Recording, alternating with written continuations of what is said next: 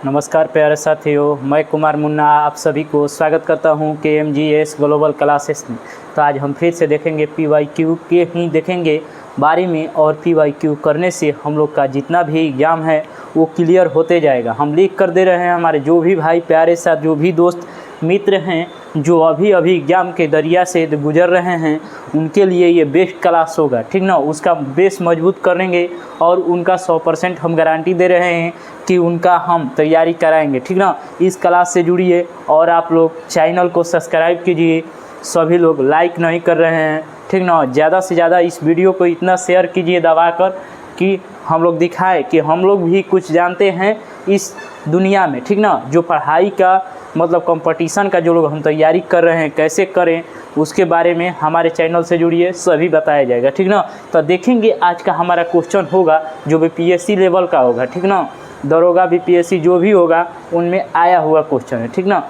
तो देखेंगे हमारा आज का पहला क्वेश्चन होगा कि एक ही कब्र से 3 मानव कंकाल निकले हैं। एक ही कब्र से 3 मानव कंकाल निकले हैं। वह स्थान का नाम बताना है जहाँ से एक ही मानव के 3 कंकाल निकले हैं, ठीक ना। एक ही कब्र से 3 मानव के कंकाल निकले हैं, उस कब्र के नाम बताना है जहाँ से निकला है।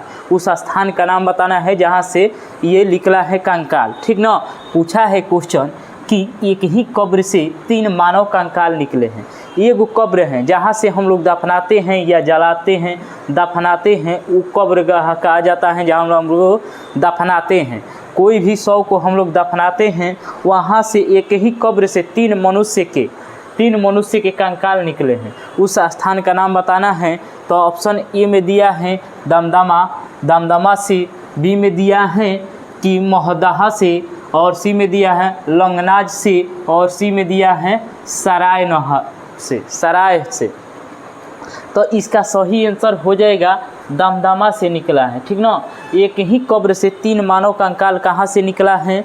तो दमदमा से निकला है। कहाँ से निकला है मेरे भाई? तो दमदमा से निकला है, ठीक ना। कहाँ से निकला है इसको हल्का मत लीजिएगा, क्योंकि यह VVI है, ये अभी PSC लेवल का क्वेश्चन है, ठीक ना। ये सभी को ये लूसेंट में नहीं दिया होगा। आप लोग जो भी भाई तैयारी कर रहे हैं अभी उनको पता होगा कि BPSC लेवल का क्वेश्चन है, ठीक ना। दरोगा BPSC जो भी हो उसके लेवल का क्वेश्चन है, ये लूसेंट में नहीं दिया है, ठीक ना। अब देखेंगे कंकाल आया है, तो अब देखेंगे पहले तो मानव से पूछेगा।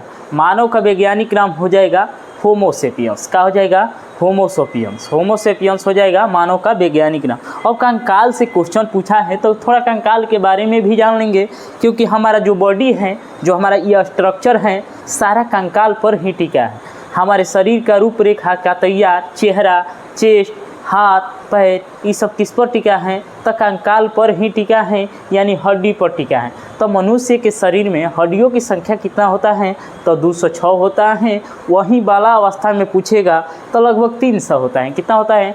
300 होता है बाल्य अवस्था में, ठीक ना। वहीं विकसित होने पर कितना हो जाता है? तो 206 हो जाता है, ठीक ना। तो ये होता है मानव के कंकाल। और ये कंकाल जो होता है हमारे शरीर का पूरा बॉडी स्ट्रक्चर बनाने में कि सुंदर दिखे। ऊपर से चमड़ा हटा दीजिएगा तो सारी कंकाल ही हमारे बॉडी में है, और कंकाल हमारे जो हमारे शरीर के कोमल भाग हैं उनको सुरक्षा प्रदान करता है।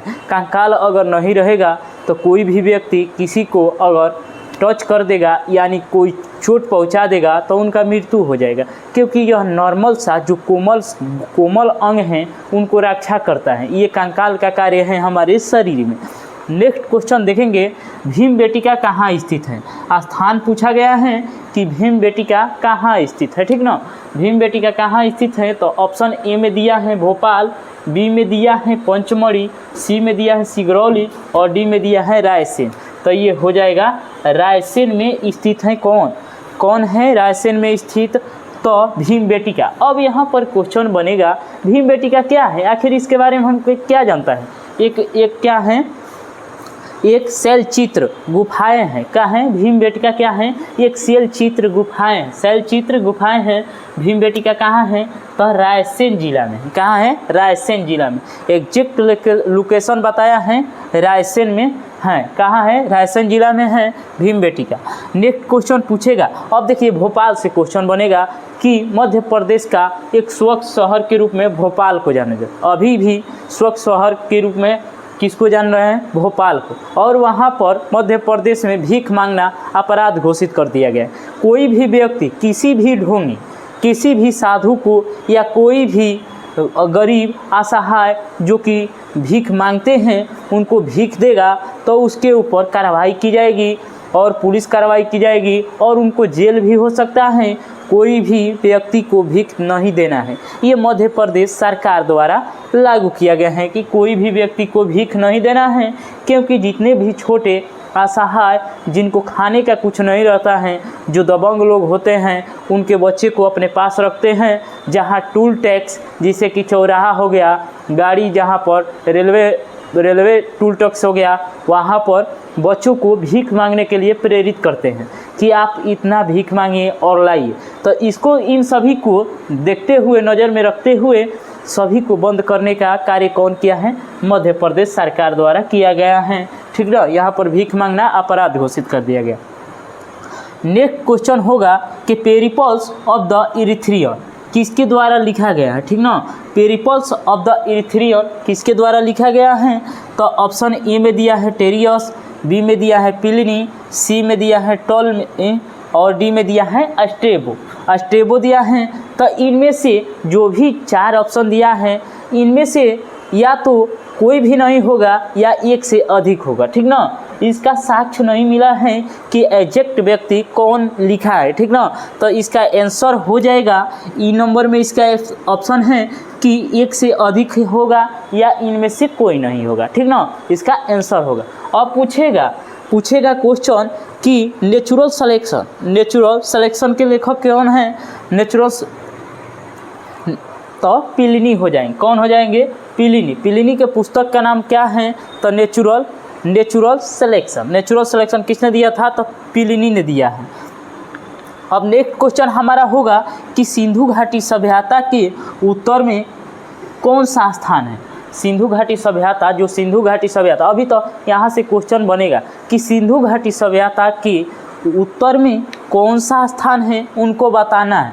अब यहाँ क्वेश्चन बनेगा पहले कि सिंधु घाटी सभ्यता का आकार कैसा था? तो इसका आकार हो जाएगा त्रिभुजाकार था। ठीक ना, त्रिभुजाकार था। तो इसके उत्तर में बताना है। इसके उत्तर में बताना है, ऑप्शन ए में दिया है मंडा, बी में दिया है आलमगीरपुर, सी में दिया है सूतकांगेडोर और डी में दिया है दैमाबाद। तो इसका सही आंसर हो जाएगा मंडा हो जाएगा। मंडा कहाँ है? जम्मू कश्मीर में। सिंधु घाटी के उत्तर में कौन सा स्थान है? तो मंडा है। यह किस राज्य में है? तो जम्मू कश्मीर में है। कौन है? मंडा। अब यही पूछेगा कि पूर्व में सिंधु घाटी सभ्यता के पूर्व में कौन सा स्थान है? तो पूर्व में है आलमगीरपुर किस नदी के किनारे हैं? तो हिंडन नदी के किनारे है। किस नदी के किनारे हैं? तो हिंडन नदी के किनारे हैं। यह उत्तर प्रदेश में स्थित है। कहाँ है?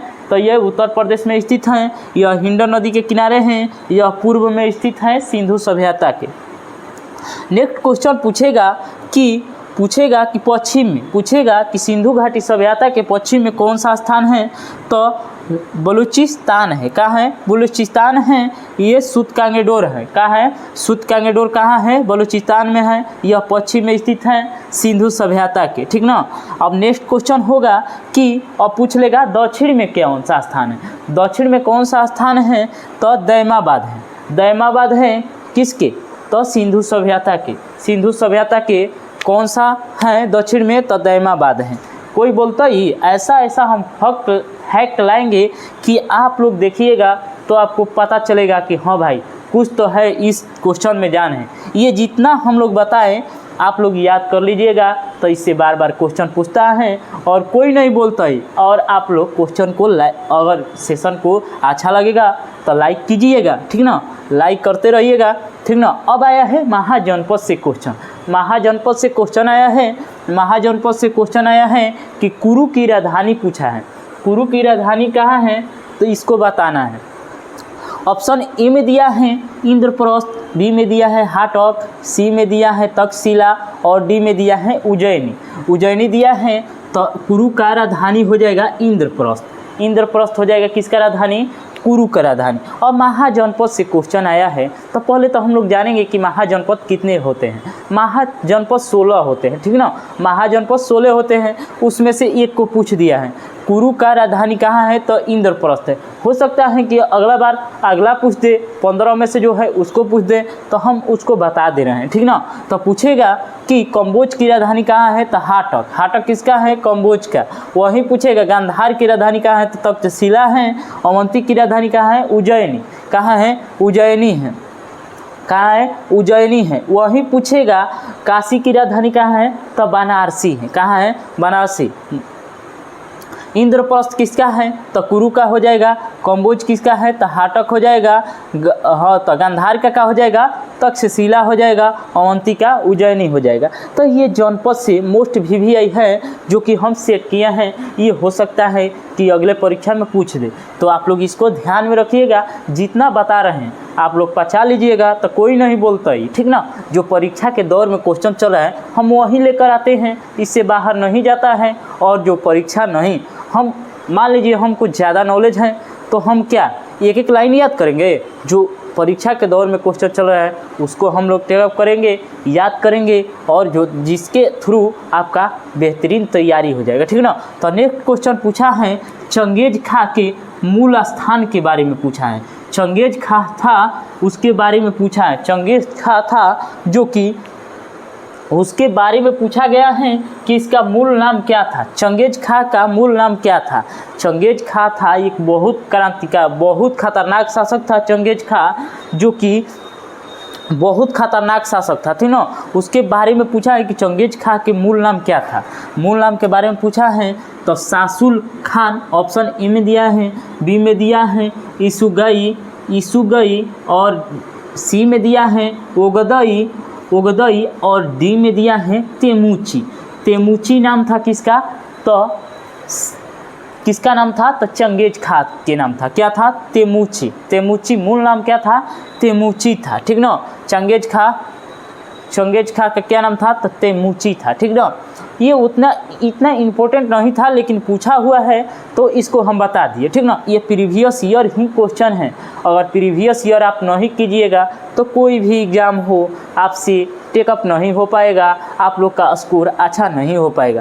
आप लोग को सेट लगाना पड़ेगा, प्रीवियस ईयर क्वेश्चन देखना पड़ेगा, उसके थ्रू ही आप आगे बढ़ सकते हैं। वरना आपका गाड़ी जो पटरी पर चल रहे हैं धीरे धीरे उसी रफ्तार में चलेगी, तेज़ी नहीं आएगा और आपका वृद्धि विकास रुक जाएगा। तो आपको प्रीवियस ईयर क्वेश्चन बहुत अच्छी तरह से सॉल्व करना है और जानना है कि इसमें क्या पढ़ना है क्या छोड़ना है, वो तो हम बता ही देंगे और आपको भी मेहनत करने पड़ेगा हमारे साथ, ठीक ना। नेक्स्ट क्वेश्चन होगा गुलाम का गुलाम किसे कहा जाता है। गुलामों का गुलाम पूछा है क्वेश्चन, किसे कहा जाता है। ये मोस्ट VVI क्वेश्चन है, इसको आप याद रख लीजिएगा। आप लोग ये क्वेश्चन आएगा, इस पर आप लोग डबल हैशटैग लगाकर याद कीजिएगा, ठीक ना। इसको डबल हैशटैग लगाकर याद कीजिएगा क्योंकि यह क्वेश्चन पूछा हुआ है मेरे भाई।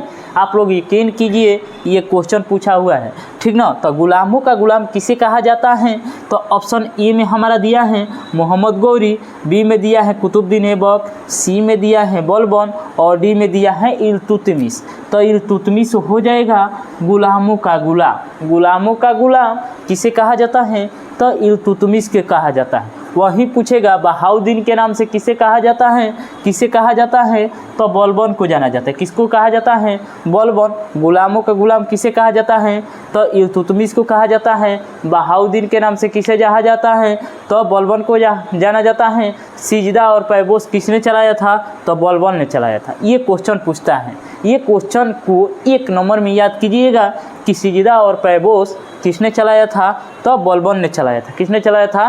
बलबन ने चलाया था। ऐबक कुतुब मीनार के निर्माण नींव किसने रखा था तो कुतुबुद्दीन ऐबक ने रखा था। किसने बनवाया था? कुतुबुद्दीन ऐबक। कुतुबुद्दीन ऐबक। मोहम्मद गौरी के बारे में देखेंगे। मोहम्मद गौरी भी एक क्रूर शासक था जो कि भारत पर आक्रमण किया था, ठीक ना। ये दिल्ली सल्तनत से संबंधित है। कौन? मोहम्मद गौरी, कुतुबुद्दीन ऐबक, बलबन और इल्तुतमिश, ये सारे थे दिल्ली सल्तनत। सबसे पहले दिल्ली सल्तनत में मोहम्मद बिन कासिम ने 712 ईस्वी में आक्रमण किया था। कब किया था? तो 712 ईस्वी में। पूछेगा सबसे पहले मुस्लिम आक्रमणकारी कौन था जो दिल्ली सल्तनत पर आक्रमण किया था? तो मोहम्मद बिन कासिम था। कब किया था? तो 712 ईसा पूर्व में किया था, ठीक ना। अब देखेंगे नेक्स्ट क्वेश्चन हमारा होगा कि 2.5 दिन के झोपड़ा क्या था। 2.5 दिन के जो झोपड़ा था जो दिल्ली में है, कहाँ है? दिल्ली के आसपास है, तो उसके बारे में बताना है। 2.5 दिन के झोपड़ा, ये हमारा नेक्स्ट क्वेश्चन पूछा है कि 2.5 दिन के झोपड़ा क्या था। ऑप्शन ए में दिया है मस्जिद, बी में दिया है मंदिर, सी में दिया संत की झोपड़ी और डी में दिया है मीनार। तो इसका सही आंसर हो जाएगा 2.5 दिन के झोपड़ा क्या था? पहले मस्जिद था। पहले क्या था? मस्जिद था। क्या था? मस्जिद था, ठीक ना। 2.5 दिन के झोपड़ा क्या था? तो पहले मस्जिद था। नेक्स्ट क्वेश्चन होगा चालीसा मंडल के गठन किसने किया था? जो 40 गुलामों का सरदार था दिल्ली सल्तनत में, वो 40 गो सरदार थे, उस जो भी वो सलाह देते थे उसके थ्रू ही दिल्ली सल्तनत पर शासन किया जाता था। तो उसको बनाने वाला कौन था? कौन गठन किया था ये 40 गो गुलाम का, जो कि जो भी उसके विपक्ष में जाएगा उसको ये मिलकर सभी हटा सकते हैं, उसके विरुद्ध कार्रवाई कर सकते हैं, इनका मान्य होगा 40 गुलामों का। तो ऑप्शन ए में दिया है बलबन, बी में दिया है कुतुबुद्दीन ऐबक, सी में दिया है इल्तुतमिश और डी में दिया है रजिया बेगम। रजिया सुल्तान या बेगम जो भी कहें, तो इसका सही आंसर हो जाएगा इल्तुतमिश। इल्तुतमिश था जो 40 गुलामों का सरदार का गठन किया था, चालीसा दल का गठन किया था। कौन? तो इल्तुतमिश ने किया था। इल्तुतमिश ने किया था। इसका नाश किसने किया था? तो बलबन ने किया था। कौन किया था? 40 गुलाम जो 40 दल था उसको नष्ट किसने किया था? तो बलबन ने किया था। कौन किया था? बलबन ने किया था। बहाउद्दीन के नाम से किसे जाना जाता है? बलबन को जाना जाता है। सीधा और पैबोस की किसने चलाया था? तो बलबन ने चलाया था। बलबन ने चलाया था, ठीक ना। अब यहाँ पर पूछेगा एक मोस्ट VVI क्वेश्चन पूछेगा कि दिल्ली सल्तनत पर प्रथम महिला शासिका कौन थी? पूछा गया क्वेश्चन, ये पूछा हुआ है या पूछेगा ही, कोई भी एग्जाम हो उसमें पूछ सकेगा। आगे आपको यकीन नहीं होगा, हम जो बता रहे हैं हमारे बिहार पुलिस से क्वेश्चन ज़्यादातर लड़ा है। हमारे जो भी PYQ कराए हैं उससे बेहतर क्वेश्चन लड़ा था, ठीक ना। आप लोग को यकीन नहीं होगा लेकिन आप लोग को यकीन कराएंगे हम, ठीक ना। देखिए यहाँ पर क्वेश्चन पूछेगा कि दिल्ली सल्तनत में प्रथम मुस्लिम महिला शासिका कौन थी? तो रजिया सुल्तान थी। कौन थी? रजिया सुल्तान। रजिया सुल्तान की शादी किससे हुआ था?